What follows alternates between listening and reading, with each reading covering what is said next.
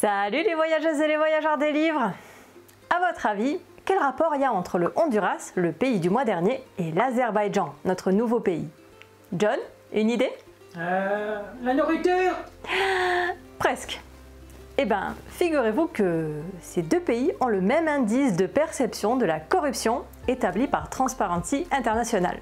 Et croyez-moi, c'est pas fameux, car ces deux pays sont considérés comme étant parmi les plus corrompus de notre belle planète. Bravo! Ça promet encore une vidéo joyeuse, n'est-ce pas? Comme toujours, je commence par vous présenter rapidement l'Azerbaïdjan avant de vous parler de mes deux lectures et des deux recettes que j'ai réalisées. L'Azerbaïdjan se situe en Asie de l'Ouest et ses pays frontaliers en disent déjà long sur son histoire, avec au nord la Géorgie et la Russie, à l'ouest l'Arménie et au sud l'Iran. Le pays a même une frontière avec la Turquie via son exclave du Nakhitchevan. Exclave? Pas esclave, exclave. Esclavagiste!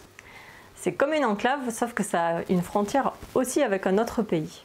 Ah, une esclave. Et si vous vous demandez ce qu'il y a à l'est, c'est une très bonne question. À l'est, le pays borde la mer Caspienne, ce qui permet l'exploitation massive de pétrole. Au point même qu'à la fin du 19e siècle, le pays en était le premier exportateur. Comme je vous le disais, la position géographique de l'Azerbaïdjan donne pas mal d'indices sur son histoire, et c'est dû notamment à sa position stratégique entre l'Asie et l'Europe. Ainsi, le pays a alterné entre périodes d'indépendance, variation de la taille de son territoire et conquête des empires voisins. L'empire mongol, puis bien plus tard l'empire ottoman et l'empire russe ont conquis le pays. Plus récemment, c'est l'URSS qui a laissé sa marque en façonnant le pays et ses frontières actuelles. Finalement, l'Azerbaïdjan est indépendant depuis 1991, mais suite à ça, le pays a connu pas mal de mouvements, avec particulièrement la guerre du Haut-Karabakh, région disputée entre Azéris et Arméniens. Depuis 2023, le Karabakh est officiellement passé aux Azerbaïdjanais. Mais je vous laisse découvrir un peu plus les origines de ce conflit dans ce reportage d'Arte, les dessous des cartes. Par ailleurs, à propos de ce conflit au Haut-Karabakh, un ami m'a parlé d'un fait qui avait échappé à mes premières recherches. Vous le savez peut-être, mais la France, en soutenant l'Arménie lors de ce conflit, s'est mis à dos l'Azerbaïdjan. Ce pays a même tenté de déstabiliser la France en s'impliquant activement lors des émeutes de Nouvelle-Calédonie. C'est pourquoi des drapeaux azéris se sont retrouvés aux côtés des drapeaux de Kanaki, alors que ces deux territoires n'ont rien en commun. La Nouvelle-Calédonie étant une île chère à mon cœur, au point même que mon roman policier Le Crépuscule d'aurore s'y déroule, je tenais vraiment à vous parler de cette ingérence. Pour plus de détails, je vous laisse consulter ce reportage succinct mais évocateur de Polynésie la Première à ce sujet. Côté géopolitique et religion, l'Azerbaïdjan a une position assez intéressante. Tout d'abord, c'est un État laïque avec une population majoritairement musulmane chiite. Cette caractéristique rapproche le pays de l'Iran, son voisin du sud. Mais ça n'empêche pas le pays d'être proche de la Turquie. Rappelez-vous, je vous disais qu'ils avaient une frontière avec la Turquie grâce à l'exclave du Nakhitchevan, et ça, c'est pas anodin. Même si cette exclave est très autonome, elle offre à l'Azerbaïdjan des opportunités intéressantes avec la Turquie, notamment en ce qui concerne ses exportations de pétrole et de gaz. État laïque, pétrole à gogo, on pourrait imaginer que ce pays est plutôt cool et riche, non? Eh bien oui, mais pas totalement. Déjà, ce pays connaît pas mal de corruption. Car si c'est officiellement une république à régime présidentiel, en réalité, on est plutôt dans un État autoritaire dont la présidence est dominée par une seule famille depuis l'indépendance. En effet, quand les résultats des élections sont malencontreusement publiés la veille du scrutin, on a de quoi s'interroger. Oh la bourde! L'Azerbaïdjan est parfois considéré comme une pétromonarchie et ça crée pas mal d'inégalités au sein du pays avec des familles très riches et d'autres très pauvres. Moi je suis un pétomonarque! No comment.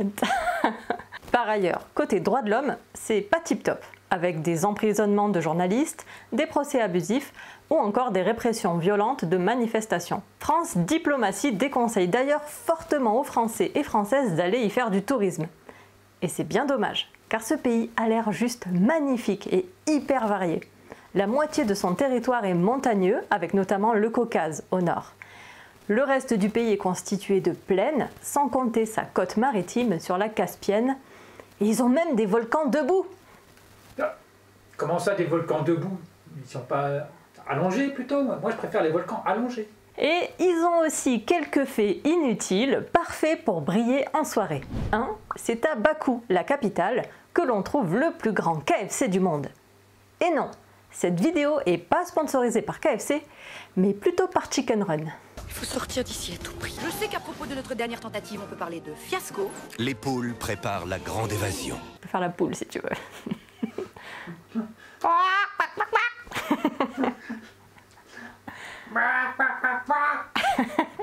2. Si vous aviez toujours rêvé de prendre un bon bain de pétrole, vous avez trouvé votre destination de rêve. Car oui, en Azerbaïdjan, il est possible de prendre des bains de pétrole. C'est idéal pour l'arthrite apparemment. Je crois que je vais ouvrir une agence de voyage de pétrotourisme. En 1950, un berger a accidentellement mis le feu à une colline et ce feu brûle encore aujourd'hui. Et n'y voyez pas là l'incarnation d'Héphaïstos, mais plutôt l'émanation de gaz naturel qui entretient ainsi le feu sur cette zone. Sur ce, il est maintenant temps de passer à mes 2 lectures. Bon, j'ai pas réussi à trouver d'auteurs ou d'autrices azerbaïdjanaises dont les livres étaient traduits et en version numérique. Mais vous allez voir, j'ai quand même réussi à trouver une parade. Tout d'abord, j'ai lu Le Flambeur de la Caspienne de Jean-Christophe Ruffin. Ce roman se déroule entièrement à Bakou et on y suit Aurel Timescu, un consul qui travaille à l'ambassade de France. Ce roman est un tome 3, mais ça m'a pas dérangé de ne pas avoir lu les précédents. Notre consul, un personnage plutôt original et décalé, se retrouve à mener une enquête. Car à son arrivée à l'ambassade, il découvre que la femme de l'ambassadeur est décédée de manière un peu louche. On va donc suivre son enquête aux côtés d'autres personnes de l'ambassade. Bon, pour le coup, c'était pas hyper immersif dans le pays, car déjà on est essentiellement à Bakou, la capitale, et en plus, on est assez peu avec des Azéris, puisque le consul reste avec ses compatriotes français. Mais ça donnait quand même un aperçu intéressant de la politique du pays, de ses enjeux économiques, et aussi de son absence de liberté de la presse. Et on en apprenait un peu plus sur l'exclave du Nakhichevan, la fameuse, car c'est là-bas que la femme de l'ambassadeur est décédée, alors qu'elle visitait une forteresse. D'ailleurs, vous pouvez découvrir un peu cette exclave dans ce reportage.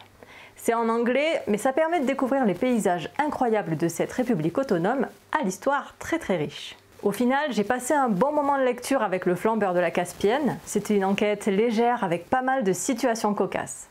Et côté triomètre, on est resté sur du 1 sur 5 avec rien de glauque ni de trop violent. Ensuite, j'ai quand même voulu trouver un auteur plus proche de l'Azerbaïdjan et c'est pour ça que j'ai lu Voyage au Karabakh de Aka Borchiladze. L'auteur est géorgien et comme l'indique le titre, le roman se déroule en partie dans le Karabakh durant la première guerre qui a touché cette région dans les années 90. L'histoire commence en Géorgie et on suit Dio. Il est issu d'une famille aisée et bien impliqué politiquement. Mais lui, il a tendance à se laisser embarquer dans des embrouilles par ses potes. C'est comme ça qu'il va se retrouver sur les routes d'Azerbaïdjan pour aller acheter de la drogue. Ironiquement, pour ça, il se rend à Ganja, une des plus grandes villes du pays où lui et son ami ont un contact. Mais tout va pas se passer comme prévu et les 2 potes vont atterrir au Karabakh un peu malgré eux. Et surtout sans vraiment comprendre que c'est la guerre par là.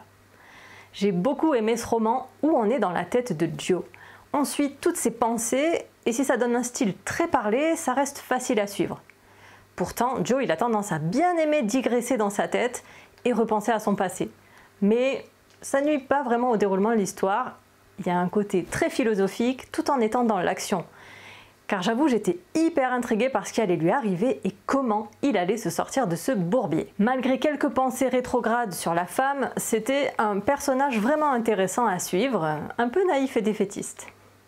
Par contre, si le roman était intéressant pour découvrir la guerre du Karabakh et un peu la région, on n'était pas du tout dans un roman sur la guerre. En gros, c'est pas dans ce livre que vous en apprendrez beaucoup sur l'origine du conflit, son dénouement, etc. Mais ça permet de découvrir quelques bribes de l'intérieur, vues par un Géorgien qui n'est pas vraiment concerné par le sujet. Moi, ça m'a plu et ça m'a donné envie de découvrir la Géorgie, donc peut-être que dans un prochain Un mois un pays, on découvrira ce beau pays. Côté triomètre, c'est du 1 sur 5, mais il y a quand même quelques scènes de violence. Par contre, rien ne m'a fait peur. Si vous souhaitez vous impliquer un peu plus dans ce Un mois un pays, j'ai une idée qui pourrait vous plaire.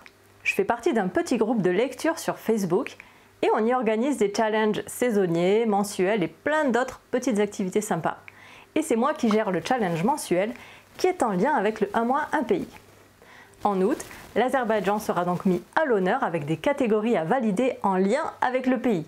Donc n'hésitez pas à nous rejoindre, on est un petit groupe très convivial et même si vous lisez peu, les activités sont vraiment variées et il y en a pour tous les goûts. Donc je vous mets le lien dans la description. Et c'est gratuit, hein? Et c'est gratuit. Pas besoin de me corrompre pour accéder au groupe.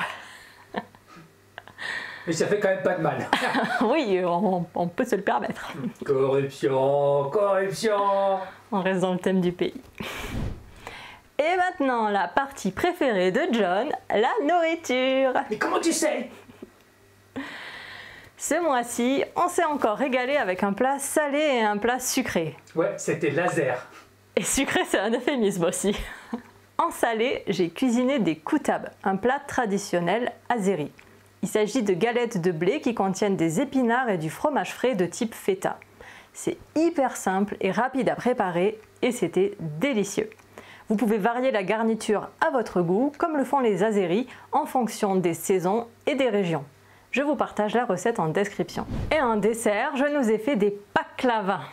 Et non pas des baklava. Parce que si vous trouvez que ça ressemble au baklava turc, c'est normal. C'est le cas, puisque là, on est juste dans la version azéri de ce dessert.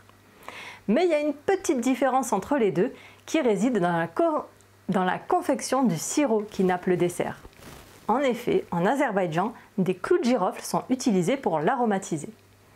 Les baklava, c'est un amoncellement de couches de pâte, de beurre, de sucre et de noix mixées, le tout imbibé du fameux sirop. Bon, j'avoue, j'ai eu la flemme de préparer les nombreuses couches de pâte, donc j'ai acheté de la pâte phyllo toute prête. Mais vous pouvez la faire vous-même si vous avez la motivation. Et j'ai aussi trouvé le moyen de trop faire griller mes noix au four. Donc le résultat est un poil amer, mais pour le coup c'est hyper goûtu avec les noix torréfiées et le sirop au clou de girofle. Ouais, il y avait encore plus de goût. Par contre, vu la quantité de beurre et de sucre, c'est à consommer avec modération, même si c'est très dur de résister parce que c'est quand même vachement bon. Ouais, il y avait encore plus de goût. Ça y est, il y en a appuyé sur le bouton boucle. Et voilà, après cette bonne régalade et ce petit voyage, on arrive à mon moment favori de la vidéo, le tirage au sort du prochain pays. Le suivant, le suivant, le suivant, le suivant.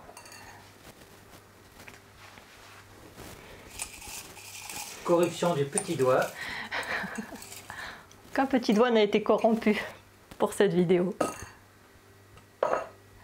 Alors, le mois prochain, nous partons en Guinée équatoriale. Ça alors? Probablement en Afrique cette fois, je pense que je ne peux pas trop me tromper. Je sais pas moi.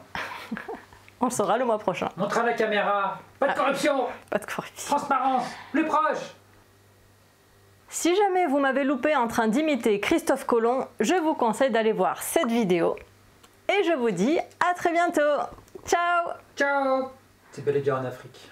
Ah, ouf, je suis pas Ça a l'air trompée magnifique. cette fois. Trop cool, mais spoil pas Combien tout. l'espagnol.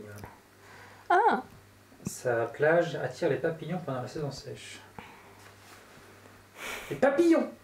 peperuda.